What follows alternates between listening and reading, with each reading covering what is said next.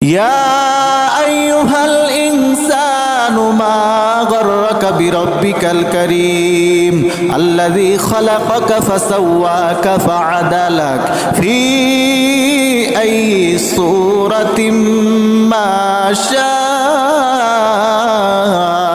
ركبك আল্লাহ বলেন, মানুষ আমি সৃষ্টি করেছি আমার ইবাদতের জন্য।